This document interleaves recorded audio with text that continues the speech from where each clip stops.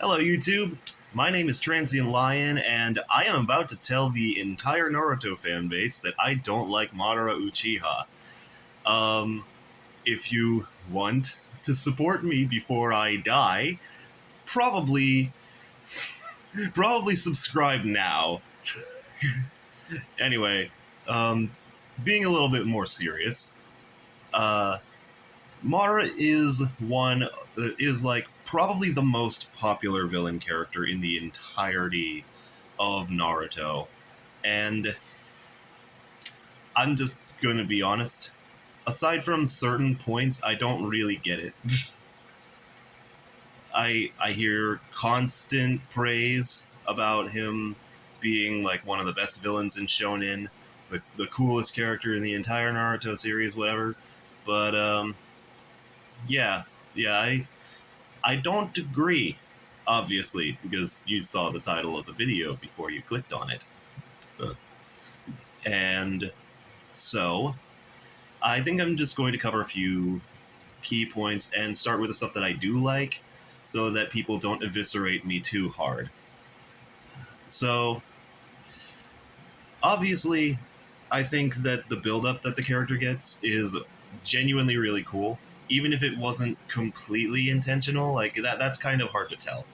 Like, his design, at the very least, being introduced when Naruto and Sasuke are fighting during the Valley of the End, is genuinely really cool. Once you see once you see him actually show up during the Fourth Great Ninja War hundreds of chapters later. Like that's some One Piece level build up, and I'm not going to pretend like it isn't good. Like, especially since Madara's name is used pretty frequently during that time, and even Obito starts to use Madara's name to freak people out and be like, "Oh my God, we have to defeat Madara. He's that really strong guy who fought the first Hokage." So like, yeah, that's good, and the payoff to that build-up at first is really good too, because I don't think I need to say that Madara versus the Allied Shinobi Force is one of the best fights in the entire series, and it is some of the coolest shit I've ever seen in the entirety of Naruto. This and the anime handles this like fucking perfectly too, where he's just where they like give every single action that he takes the gravitas that it needs, while showing that he's like completely on top of things. And then he goes on to have a really good fight against the five Kage, the five strongest ninjas in the entire world, and he's taking them all on by himself. And you know what? For such a massive lore figure, that makes sense. I like it. And and then the reanimation gets undone, and this is where it just kind of takes a hard dive bomb in quality for me, because he just they just kind of invent a new rule so that he can survive, and then they go on to like push him into the main villain slot. And I want to be clear, if you already if you aren't bothered by the scene where he breaks out of the reanimation jutsu being undone, um, if that doesn't bother you and you still like Madara after that, I can see why you would say that he deserves to be in the main villain spot, but I'm just gonna straight up counter that point by saying Madara does not have nearly as strong of a connection with either of the main characters as Obito did. Obito is the person who literally killed Naruto's parents and turned him into an outcast, essentially, by forcing Minato to like choose to steal half of the Nine Tails in Naruto. and that attack by the Nine Tails being done by an Uchiha was what eventually led to the Uchiha clan massacre. So both Naruto and Sasuke had perfectly great reasons to want to beat this guy up. Madara, on the other hand, he doesn't really have as personal a connection. He's just the guy who manipulated Obito into doing everything, and I'll get to something about that I don't really like later on. But yeah, it just feels like overall, over the course of the entire war arc, Madara is just given special treatment just because Kishimoto likes him, which I know that he also does that for Naruto and Sasuke a lot, but they're main characters, and Madara wasn't initially intended to be the main villain as far as I can tell. At least he didn't feel like it to me. I would have been perfectly fine with it if he'd just gone away after the reanimation got undone, and the final villain ended up being Obito. Of course, they'd have to make that final battle feel a lot more they'd have to give that final battle a lot more gravitas and like make it feel a bit more grand. But like, that's fine. They could have done that. And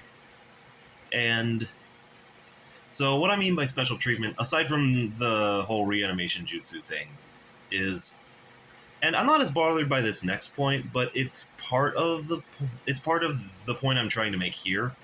Having Madara be the one who the Renegon that both Nagato and Obito used up until this point. I mean, like, yeah, I'm not personally bothered by this. It actually kind of makes sense after it's being revealed, and I don't think that it necessarily breaks continuity or makes anything that came before it less important, because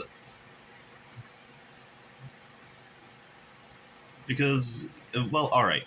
I think making the Renegon into something that was an evolution of the Sharingan does kind of make the Sharingan a little bit more of a Wonder Boy tool, which, okay, I'm just going to throw up a definition of what Wonder Boy is when I say that, because that would take a little too long to explain, but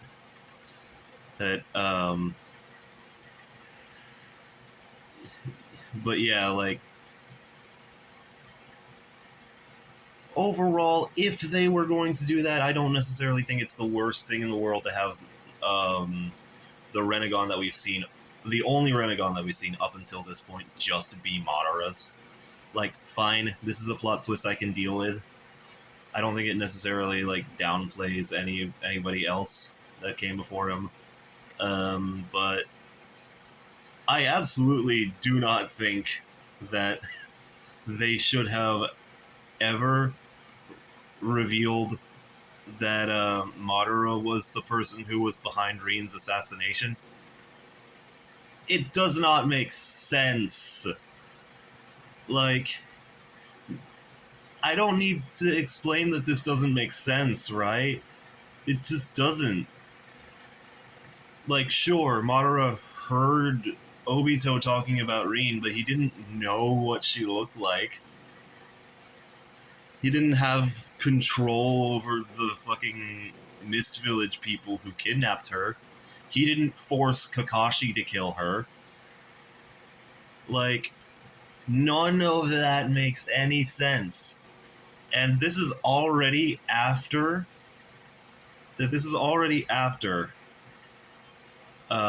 Madara uses Kamui while